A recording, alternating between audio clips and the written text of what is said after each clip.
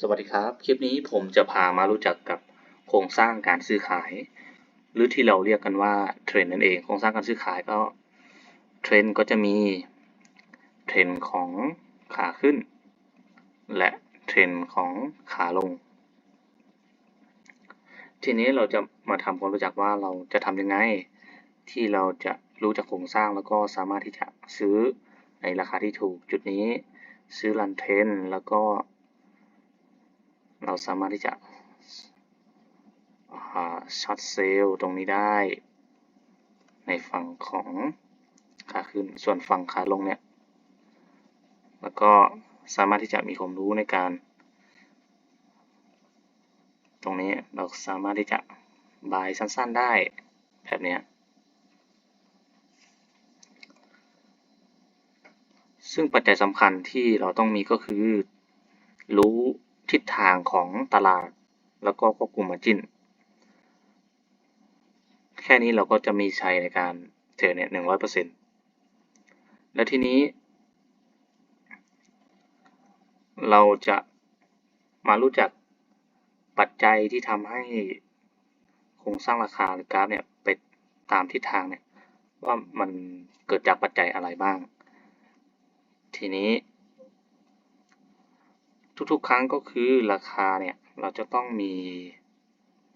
เมื่อราคาเข้าโซนหรือว่าเข้าแนวรับแนวต้านเราต้องสังเกตก็คือคนที่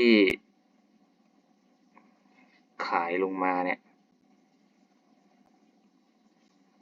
อันนี้ขายลงมาใช่ไหมแล้วทีนี้คนที่ซื้อขึ้นไปเนี่ย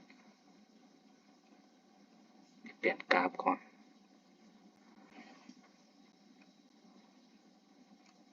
คนที่ซื้อขึ้นไปเป็นคนแรก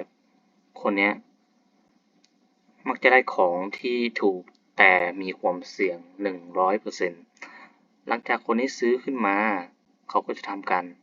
เทขายแบบเนี้ยแล้วก็คนที่2เนี่ยเขาจะมาลงทุนตามซึ่งคนที่2เนี่ยก็จะได้ของที่แพงขึ้นมานิดหนึ่งซึ่งตรงนี้เมื่อมีคนที่2เข้ามาลงทุนแล้วเนี่ยก็จะก่อให้เกิดเป็นความเชื่อก็คือเป็นในวิชาแท่งเทียนก็คือจะมี2กลุ่ม2กลุ่มก็คือมีความเชื่อใช่ไหมแล้วทีนี้มีแค่2กลุ่มเนี่ยก็จะไม่เป็นเทรนด์ก็จะยังไม่เป็นกระแสถ้าจะเป็นกระแสก็คือต้องมีนักลงทุนกลุ่มที่3เข้ามาลงทุนด้วยตรงนี้เนี่ยก็คือจะเป็นกระแสแล้วก็ทิศทางของตลาดนี่จะชัดเจนซึ่งคนที่3ที่มาลงทุนด้วยเนี่ยจะเป็นนักเก่งซึ่งทั้งหมดเนี่ยก็คือจะเป็นวัฏจักรของเรื่องของอารมณ์หรือที่เราเรียกกันว่า Elliott Wave ทีนี้ตรงนี้เรื่องของ Elliott Wave คืออะไรก็คือจะเป็นวัฏจักรเรื่องของอารมณ์ใช่ไหมก็จะมี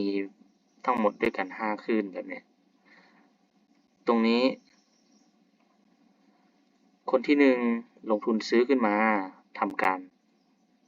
เทขายและคนที่2เนี่ยก็จะมาลงทุนตาม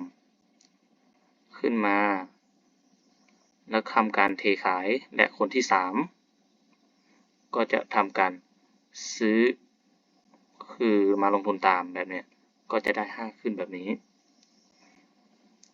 ก็จะมีคนกลุ่มที่1ที่มาลงทุนเนี่ยก็คือจะได้ของที่ถูกแต่ว่าจะมีความเสี่ยง100%เลยส่วนคนที่2ที่มาลงทุนกับนายหนึ่งเนี่ยก็คือเป็นคนซื้อกลุ่มที่2ได้ของแพงขึ้นมาได้1ส่วนคนที่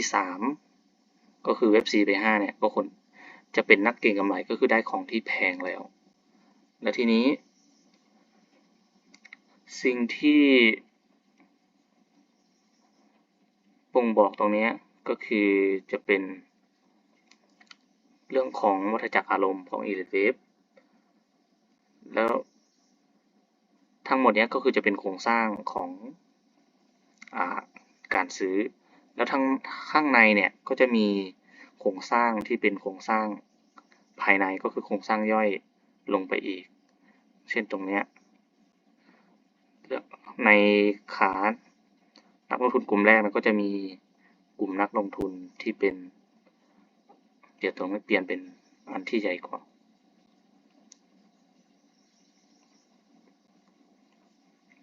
ตรงนี้จะเป็น5คลื่นเหมือนกันก็จะเป็น1 2 3 4 5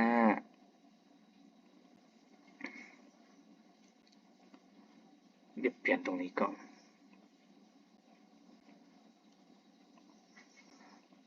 แล้วหลังจากที่คนกลุ่มที่1ซื้อขึ้นมาก็จะทำการเทขายเป็น A B C แบบนี้ แล้วหลังจากนั้นคนกลุ่มที่2เนี่ยก็เข้ามาทำการซื้อขายซึ่งถ้าเราจะเข้าเทรดเนี่ยเราต้องเข้ากลุ่มที่2ซึ่งเป็นกลุ่มที่ตรงนี้เข้ามาก็คือชนะกลุ่มนักลงทุนฝั่งตรงข้ามก็คือชนะหัว B ตรงนี้ตรงนี้ชนะตรงนี้คือหัว B จะเป็นจุดที่ราคาส่งทำโลต่ำสุดถ้าหากว่า B ขึ้นมาเป็นแบบนี้เราจะต้องไม่เอาหัว B นะครับก็คือเราจะมาเอาหัว1ตรงนี้เพราะว่าเป็นจุดที่ส่งราคาตรงนี้มาทำโลถ้าเป็นแบบนี้ก็คือส่งราคามาทำโลตรงนี้ได้แต่ถ้าเป็นตรงนี้ก็คือราคาต้องชนะจุดที่มาทำโลล่าสุดก็จะเป็นตรงนี้ก็จะขึ้นมาเป็น1 2 3 4 5แบบนี้แล้วหลังจากนั้นก็จะทำการเทขายใครขายก็จะเป็นกลุ่มนี้เลยกลุ่มที่ซื้อขึ้นมาขายเป็น A B แล้วก็ C แบบนี้และกลุ่มสุดท้าย4ไป5เป็นนักเก็งเราจะเห็นเป็น A B C แบบนี้ทำไมขึ้น5ไม่เป็น1 2 3 4 5ก็เพราะว่าขึ้น5เนี่ยจะเป็นนักเก็งใช่ไหมเป็นนักลงทุนกลุ่มที่เล็กเราจะเห็นเป็น ABC ถ้าเราจะมองเป็นเว็บได้ไหมคือมองได้แต่ส่วนมากก็คือ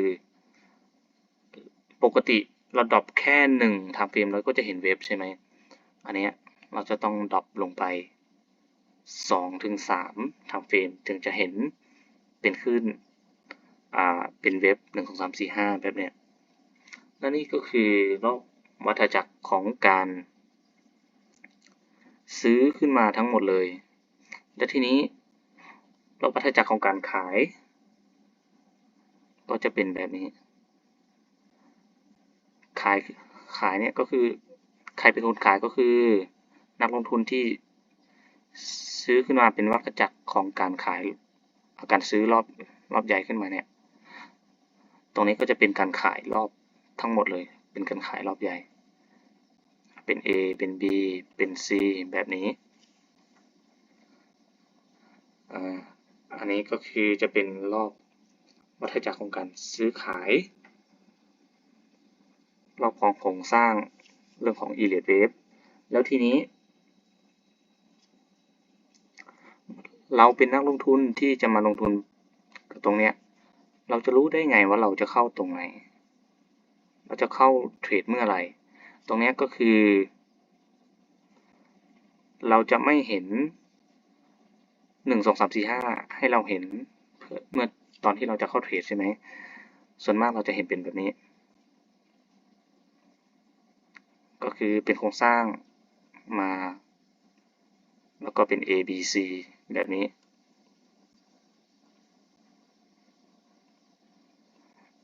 เป็น A B C แบบนี้ใช่ไหมแล้วทีนี้ตรงนี้เนี่ยถ้าเราอยากจะรู้อยากจะเห็น โครงสร้างของมันเนี่ยเราจะต้องเห็น A B C ตรงนี้ก่อนเราถึงจะสามารถเห็นโครงสร้างแล้วก็สามารถที่จะเข้าซื้อได้เราจะต้องเห็นชุดพัก A B C ของจุดนี้ได้เป็นอันดับแรกก่อนหลังจากนั้นเมื่อราคาขึ้นมาชนะหัวB ที่มาทำโหลดล่าสุดเนี่ยย่อแล้วก็บายขึ้นไปแบบนี้เราจะมักเห็นจุดนี้ก็คือเห็นว่าเมื่อราคาชนะแล้วเรามักจะรอใช่ไหมรอการพัก ABC แต่ส่วนมากเรามักจะไม่เห็นเพราะว่ามันเป็นกระแสตรงนี้เป็นกระแสแล้วเราจะรอการพัก ABC เรามักจะไม่เห็นจะเป็นการพักที่ทำเฟรมเล็กแล้วเพราะว่าตรงนี้เป็นกระแสดังนั้นเราจะหาจุดเข้าตรงนี้พักมา1แท่งเมื่อชนะขึ้นมาเนี่ยชนะปุ๊บเรากดบายไปเลยแล้วก็ให้ถือออเดอร์จนกระทั่งขึ้นไป1-2 แท่งอย่างน้อย2แท่งเพราะว่าอะไรเพราะว่ากระแสเนี่ยก็คือในวิชาแท่งเรียนเราจะมีขึ้นเป็น3แท่งใช่ไหมเราเข้าแท่งที่แท่งแรกดังนั้นเรารออีก2แท่งเราถึงจะไปปิดออเดอร์แบบเนี้ยแล้วทีนี้ฝั่งขาลงเป็นยังไงฝั่งขาลงก็เหมือนกันเลยการพักเป็น ABC แบบนี้ใช่ไหมเปลี่ยนเป็นสีแดงก่อนเมื่อราคาสามารถที่จะชนะตรงนี้ได้มันก็จะลงแบบนี้เลยแล้วก็เซลล์แท่งแรกแล้วก็ถือไป2แท่งแบบนี้แล้วทีนี้ตรงนี้เกิดความเชื่อขึ้นมาแล้วถ้าจะมีคนมาลงทุนต่อเนี่ยตรงนี้ถ้ามีคนมาลงทุนต่อก็จะเป็นอย่างเช่นตรงนี้เนี่ยชนะส่วนตัวของ Day มาแบบนี้แล้วก็พักแล้วก็ขึ้นแล้วตรงนี้รวมเงินกันขึ้นมาเนี่ยขึ้นมาแล้วมาชนะส่วนตัวของ Week แบบนี้ก็จะมีการพักแบบนี้ก็ได้ A B C แล้วก็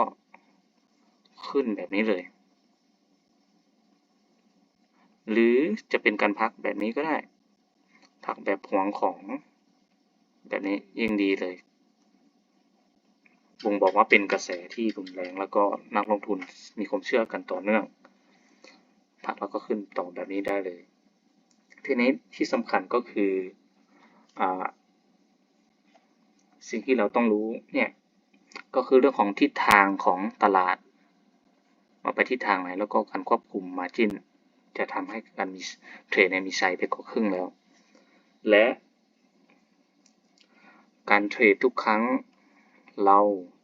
ต้องไม่เข้าเทรดเป็นคนแรกแบบนี้เราต้องเข้าเทรดเป็นคนที่2เพราะว่าคนแรกเนี่ยเสี่ยง 100% เราจะต้องเข้าเทรดแบบฉลาดนิดนึงก็คือเข้าเป็นคนที่2แล้วก็ที่สำคัญต้องฝึกวาดรูปพวกนี้ให้ได้ให้จำขึ้นใจเพราะว่าเมื่อเราเจอกราฟจริงเนี่ยเราก็จะรู้ทิศทางของมันแล้วก็จะเป็นการจดไปในบันทึกของจิตใต้สำนึกทำให้เราสังเกตกราฟเนี่ยออกง่ายมากขึ้น